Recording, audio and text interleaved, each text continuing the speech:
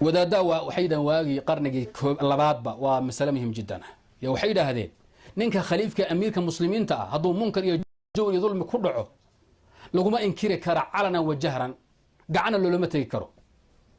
caamada muslimiinta ayagu haday munkar sameeyaan waa la tagyirin bil lisani wa bil qalbi wa bil yadi laakin bidun silah waa laga qaban haduu laakiin iswala seef iyo ul midna lagu dayn maayo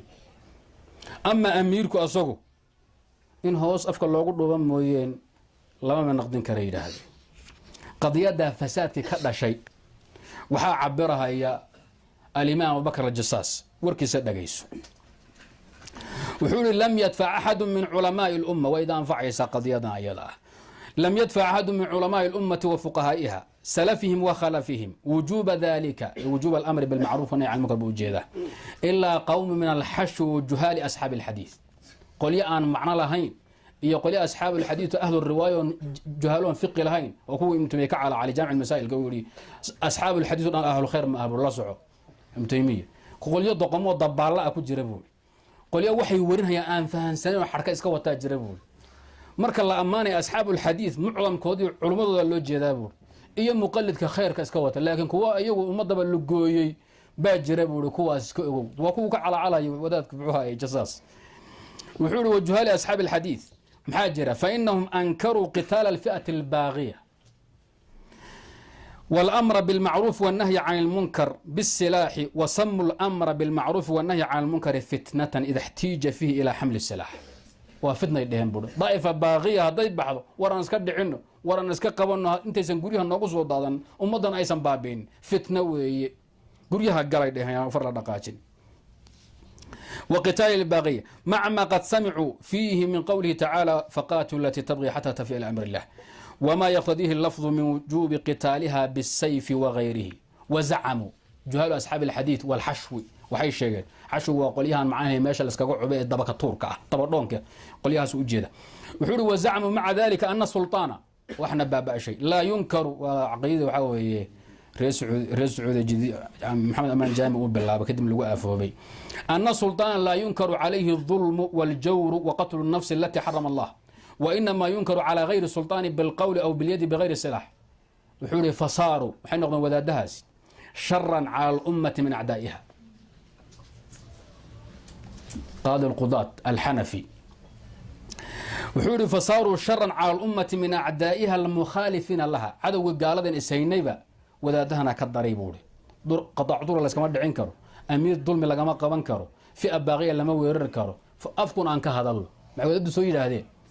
waxay soo haduu amiirkii iyo khaliifkii sultaankii jihadka ka fariisto oo icdaadkii isdaad gali waayo anagu aan waanina farqaajin mayno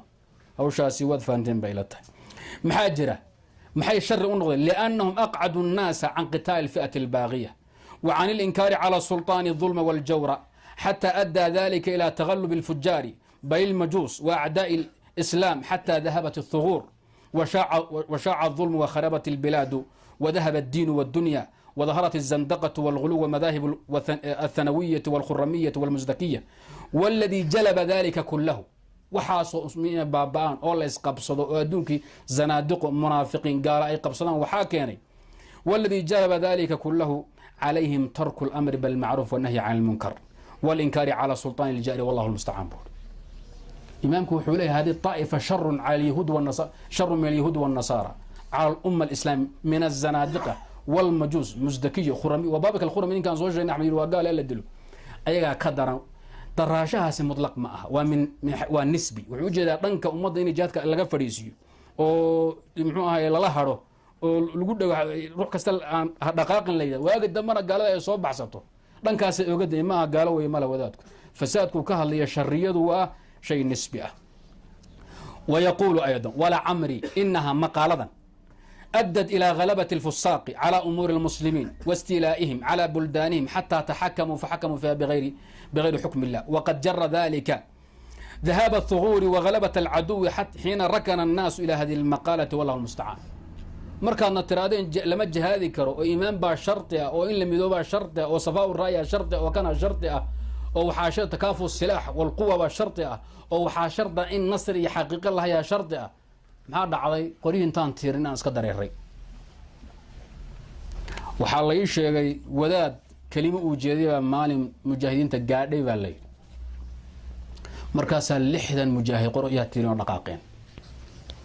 aag dhan oo gaal la hortaagnaabaa xertii lagu ogaa laga waayay maxaa jira sheekh baan dhagaysanay fatwadiisa maca salaam waa dhibka u yar eed noo geysataan wey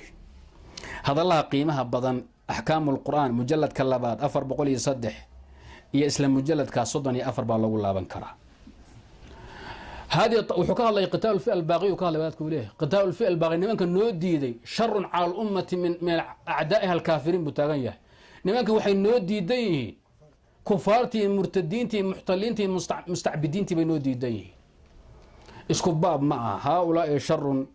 مما ذكره الجساس يا كسي الدرام بكون وحل الاسبوع دغا معه فسادك جهادك كصابسن اسوون احمد بان وحكا اشارينا xilliga Ahmed ba waxa loo sheegay niman fuqahaa iyo culimo iyo rag mujaahidiin ah waxay yiraahdeen anagu duuli mayno wajaadka qasbiga dalabiga maxaa jira hadaan duulo xoolaha aan soo qaadna fayga inma nuwaffiru al-fay'a li walid al-Abbas bay dheh niman Abbaasiinta adduunka haysta umba xoolo iska qaadan xoolo qaniima wixii kala qaataba marka jihaadka anagu ma baduulayna Ahmed ba hawsha loo sheegay Ahmed shalay ka noqotay waa qasbi dalabiga wuxuu yiri haulaa'i qawmu suu nimanka yiri duuli mayna lianna ma hadan duulo waxa naga faa'iidi ree Abbas qawmu su haula al-qa'ada haula al-juhal wa illam yakunu ya'lamuna wala lahum ilmun bil ilmi fayuqalu lahum ara'ayta xur haday anagu duuli lianna ma nuwaffiru al-fayl reebel ay fariistaan oo reebel ay fariistaan waaga dambe maxaa dhici masaajida idinku soo gali bur Ahmed gaalada hor taagnaydeen ba idinku soo gali war duula adduunyada shirka faraha ka qaado oo ree Abbas ku gubteen idinku socda oo galada dhibo oo muslimiinta difaaca wuxuu yiri fayuqalu ara'ayta law anna tarasus wa ahla ath-thughur jalasu amma jalasa haula alaysa kana qad dhahaba al-islam haula qawm subur haduu nin walba ku cudur daarto qiil ka dhigto waxaad sheegteen oo kale soo nin walba fariisan may qaacidiin noqon mayno kadibna gaadana qabsan bur Ahmed qoliyaha waa qoliya liitabur أحمد محوت الماما هي القعود عن الغزو ودمار الإسلام والمسلمين نمانك وحين لي هاي دفاعنا بقى كون أي واحد اسمه دفاعي كرتان ساعة برتا حمق يرضى اللي كل جه دقائقين تاجي أحمد نوحله وقوم سوء الجهلاء وقال والله دقال الله من نمي لأنه الدولي منه عند العزة وظهور الغلب ولو بنانك أنت جنة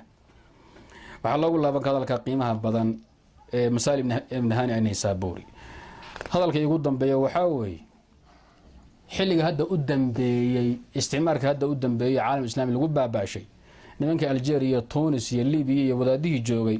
yaa waxa dan haysto kala qabsaday wada waxa soo baxay la jihaadku sharci ma ah lianna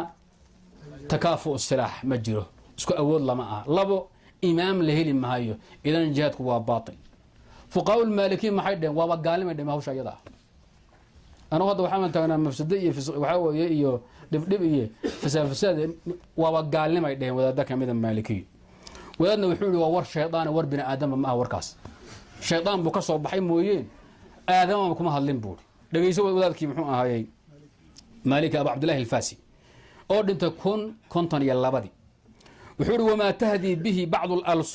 بعض الألسنة في هذه الأزمنة من أنه لا يجوز الجهاد لفقد الإمام وإذنه فكلمة أوحاها شيطان الجن إلى شياطين الإنس فقرها في أذنه ثم ألقاها على لسانه في زغارف هذيانه إغواء للعباد وتثبيطا عن الجهاد إن هذا خطأ بل هذيان أوحى به الشيطان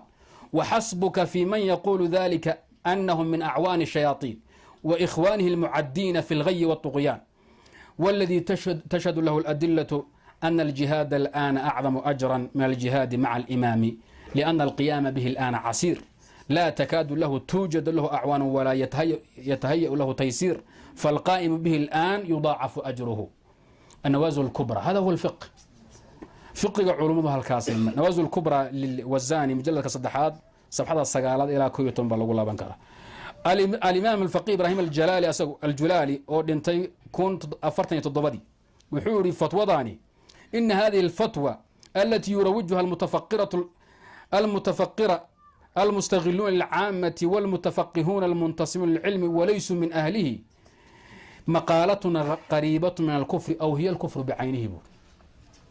warka ay wada fuqahada iyo suufiyada iyo qoliyaha culumada iska sheegay wareejiyaan oo jihaad ma jiro maxay imaam lama hayo wuxuu waa maqaalatun qariibatun min al-kufri aw hiya al-kufru bi'aynihi wa takfir bil lazim wana fahmaysan ba ila tawsha iyada wuxuu waa gaalnimo ay u dhowdahay ama ay wayba tahay buu bimaana hadii nin walba fariiso maxaa dhici in adduunkii muslim dhaqaaqa la waay gaal wuxuu doona uu sameeyo الشريف محمد المهدي الخطابي الإدريسي أو قضية كهالله مركي لقصد ليبيا وحودي إن هؤلاء الذين يدعوننا إلى السلم والإذعان للعدو يجب قتالهم ومأواهم جهنم وبئس القرار احذروا دعوتهم إلى الاستسلام للعدو والخضوع فإنهم منافقون يرضونكم بأفواههم وتأبى قلوبهم وأكثرهم فاسقون بور أصون إن هالكاسود وافقها وركا وحا أورمهايا هلا النقاش ودادها وحبيان حسن لو لقيدني والله في جساني ودادها لا نقاش أنه ودادها فتاودودي بانو سوقنا صورة مماثلة ونظيرة لها بانو كحري إذن أدلة بغنا وكحرنا انت برتا يضع بغية المجاهد بغية المساعد في أحكام المجاهد سبحانه صدني اللح إلى صدن الله بنكره جبد مفاسد